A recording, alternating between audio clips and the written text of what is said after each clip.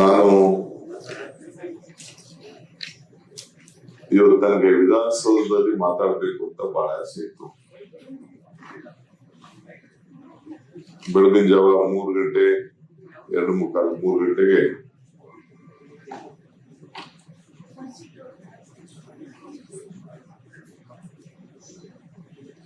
ನನ್ನ ಧರ್ಮಪತ್ನಿ ಫೋನ್ ಮಾಡಿದ್ದಾಳೆ, ನೋಡ್ಕೊಳ್ಳಿಲ್ಲ. ನನ್ನ ಮಗಳು ಫೋನ್ ಮಾಡಿದ್ದಾಳೆ, ನೋಡ್ಕೊಳ್ಳಿಲ್ಲ. ಆಮೇಲೆ ನನ್ನ ಗನ್ಮನ್ ಬಂದು ಎಬ್ಬಿಸ್ತಾ ನನ್ನ ಧರ್ಮಪತ್ನಿ ಫೋನ್ ಮಾಡಿದ್ದಾರೆ ಅಂತ ಕೇಳಿದ್ರೆ ಈ ತರ ಆಗಿದೆ ಅಂತ ಹೇಳಿದ್ರು. ತಕ್ಷಣ ಹೊರಟು ವಿಧಿನೇ ಇಲ್ಲ. ನಿಮ್ಗೆಲ್ಲ ಗೊತ್ತಿದೆ, ನನ್ನ ರಾಜಕಾರಣದ ಬದುಕಿನಲ್ಲಿ ತಂದೆ ಮಗನಿಗೆ ಯಾವ ರೀತಿ ಪೋಷಣೆ ಮಾಡ್ತಿದ್ರು ಆ ರೀತಿ ಪೋಷಣೆ ಮಾಡಿ ಇಲ್ಲಿವರೆಗೂ ಬೆಳೆಸಿದ್ದಾರೆ. ಮೊಯ್ಲಿಯವರು ಫಸ್ಟ್ ಟಿಕೆಟ್ ಕೊಟ್ಟರು. ನಾನು ಯೂತ್ ಕಾಂಗ್ರೆಸ್ ವಿದ್ಯಾರ್ಥಿ ನಾಯಕರಾಗಿದ್ದಾಗ ಬಂಗಾರಪ್ಪನವರು ಅವರ ಜೊತೆಯಲ್ಲಿ ವಿದ್ಯಾರ್ಥಿ ನಾಯಕ ಇದ್ದಾಗ ಅವ್ರ ಪಕ್ಷದ ಅಧ್ಯಕ್ಷರಾಗಿದ್ರು. ಅವ್ರ ಮಂತ್ರಿಮಂಡಲದಲ್ಲಿ ಮಂತ್ರಿ ಮಾಡ್ಕೊಂಡ್ರು.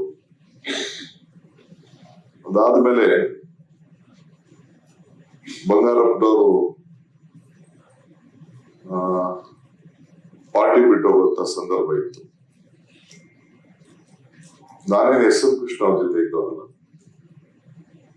ಅವ್ರು ಸ್ಪೀಕರ್ ಆಗಿದ್ರು. ನಮ್ಗವ್ರಿಗೂ ಸಮಾಜ ಕುಲ ಬಾಂಧವ ಏನೇನೋ ವಿಚಾರ ಇತ್ತು, ಸಂಬಂಧಗಳು ಬೆಳೆಯುವಂತ ಬೇಕಾದಷ್ಟೆಲ್ಲ ಅವಕಾಶಗಳೆಲ್ಲ ಇತ್ತು. ಆದಾಗ ಕೊನೆಗೆ ನಾನು ಬಂಗಾರಪ್ಪನವ್ರನ್ನ ಹೋಗಿ ಕೇಳಿದೆ. ನಾನು ಬೆಳ್ಳಿಯಪ್ಪ ಇಟ್ಟು ಹೋಗಿ ಕೇಳಿದಾಗ ಬಂಗಾರಪ್ಪನವ್ರು ಅಷ್ಟೊತ್ತಿಗೆ ಪಕ್ಷ ಬಿಡಬೇಕು, ಅವರು ಮುಖ್ಯಮಂತ್ರಿ ಸ್ಥಾನ ಹೋಗುವಂತ ಸಂದರ್ಭ, ಇನ್ನ ಪಕ್ಷ ಬಿಟ್ಟಿರ್ಲಿಲ್ಲ ಅವರು. ನಾನು ಬೆಳ್ಳಿಯಪ್ಪ ಇಬ್ರು ಮನೆ ಹೋಗಿ ಕೇಳಿದ್ರು, ಏನ್ ಮಾಡ್ಬೇಕು ನಾವು ಅಂತ.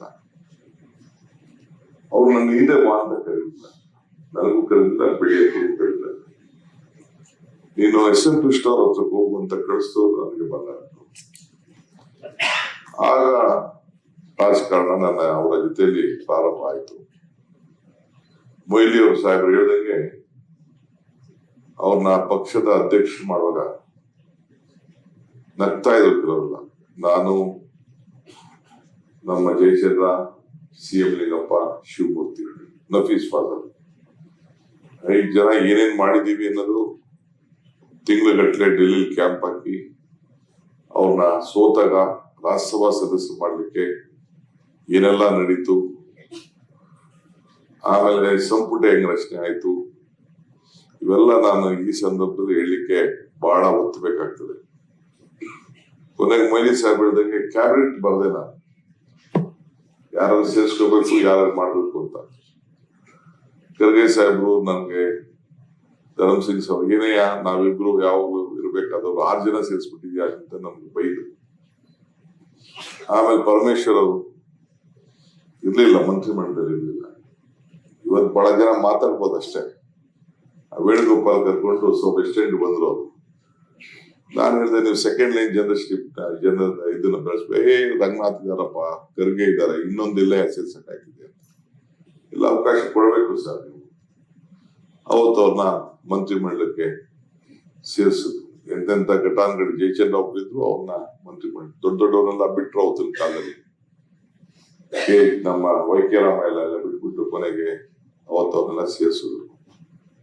ಈಗೆಲ್ಲ ಕೆಲವರೆಲ್ಲ ಮಾತಾಡ್ಬೋದಷ್ಟೇ.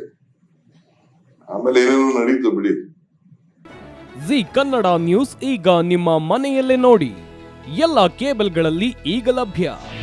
ನಿಮ್ಮ ನೆಚ್ಚಿನ ಜಿ ಕನ್ನಡ ನ್ಯೂಸ್ ಈಗ ಸನ್ ಡೈರೆಕ್ಟ್ ನಲ್ಲಿ number 292, Tata play number 1664, Jio TV number 1334, NXT digital number 30, in cable number 30, city networks 51, U digital number 162, GTPL number 17, Rockline telecommunications number 42, Shri Basaveshwara cable number 168, rural cable network 60, Vinayaka digital 57, Abhishek cable 821, city channel 53, Siddeshwara cable network 57, ವಿ4 digital infotech 628, Surya digital networks 53, Gajanan digital number 836, Malnad infotech private limited number 56, metrocast number 830, victory digital number 167ರಲ್ಲಿ ನೋಡಿ ಆನಂದಿಸಿ.